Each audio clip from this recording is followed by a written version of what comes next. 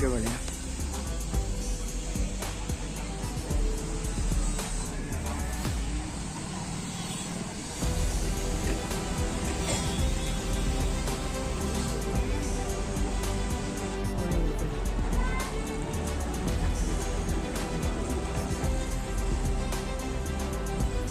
और जो आप ये गाड़ियां निकालोगे और उसकी वजह से जो रोडें टूटेगी उसका क्या होगा? तो जो संघ के लोग हैं उनका ये आश्वासन, वो हमारी भूल रही कि हम उनसे उस समय लिखित में नहीं ले पाए, क्योंकि हमें ये पता नहीं था कि इस तरीके की वादी खिलाफी ये करेंगे।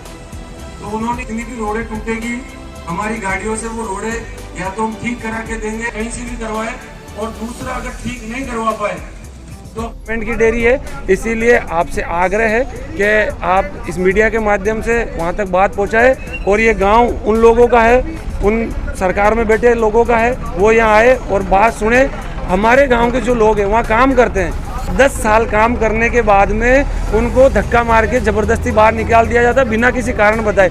एक आदमी की जवानी छीन ली और उसके बाद कहते हैं कि आपको डेयरी से हटा रहे हैं। क्यों? कोई कारण तो होगा, ठोस कारण। और अगर हटाया जाता है तो आप 5 सदस्यीय कमेटी बना के उचित कारण बताएंगे, उसके बाद हटाएंगे। जो हमने 7 सूत्री मांगों का ज्ञापन सौंपा है उस पर विचार करें, और उस पर विचार करके हम प्रशासन के साथ है, प्रशासन वार्ता कराए, प्रशासन आए और इस रावण रूपी अहंकार को तोड़े। और जो लोग ये कह रहे हैं आपके भाजी की डेयरी नहीं है, तो हमारे भाजी की तो नहीं है, तो किसी की भाजी की नहीं है। हमारी जो मुख्य मांग है वो ये है कि हमारी जो रोडें तोड़ी गई है उनकी जो क्षतिपूर्ति वो जमा कराई जाए। अब कितने समय तक वाहन चलेंगे, उससे कितनी रोडें टूटेगी, वो उस पर प्रशासन विचार करे और उनको ठीक कराने की व्यवस्था करे। दूसरा, जो डेयरी के वाहन बहुत तेज़ गति से चलते हैं उनको जो स्पीड लिमिट की जाए, क्योंकि बैलगाड़ियाँ चलती है गाँव में। पिछली बार औरत को 24 टाँके आए थे बैलगाड़ी के उलट जाने से। तीसरी मांग जो हमारी ये है कि आपके जो यहाँ पर हमारे गांव के जो लोग नौकरी करते हैं उनको आप 10 साल से ज़्यादा समय हो गया उनको नियमित किया जाए।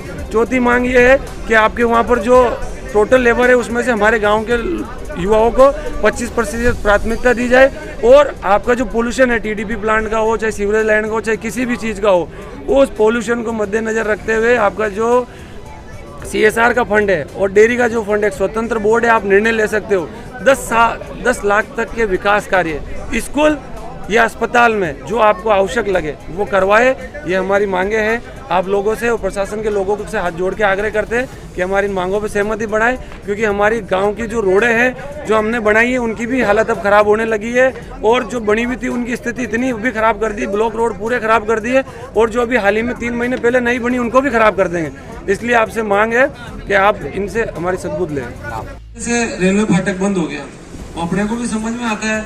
तो जब 2018 में ये गाड़ियां ले ग्रामवासी थे, उन्होंने उनको कहा, लेकिन 18 और 19 का बीच का समय था और 21 में अपने यहाँ चुनाव हो गया। जब मेरी माताजी का निर्वाचन हुआ 21 में, जनवरी में चुनाव हुआ, 22 में एक गाय के टैंकर ट्रक के लगने से गाय की मृत्यु हो गई। तो उसके बाद समस्त ग्रामवासी धरने पे बैठे।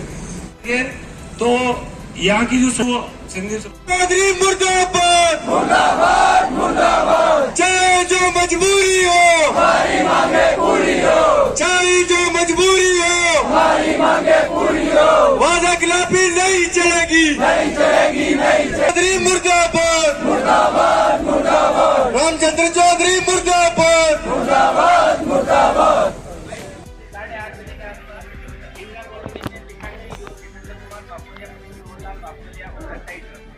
सामाजिक तत्वों द्वारा मारपीट कर निर्मम हत्या कर दी।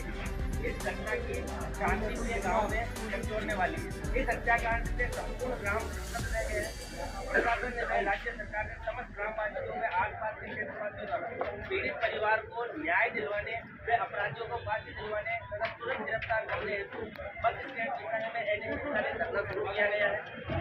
जब तक प्रशासन व राज्य सरकार द्वारा निम्न मांगों के बाद नहीं मानते तब तक आक्रोश बना रहे। पहली मांग है आरोपित असामाजिक तत्वों को तुरंत गिरफ्तार कर न्यायालय में प्रस्तुत कर फांसी की सजा दिलवाने का प्रयास। पीड़ित परिवार एक गरीब पीड़ित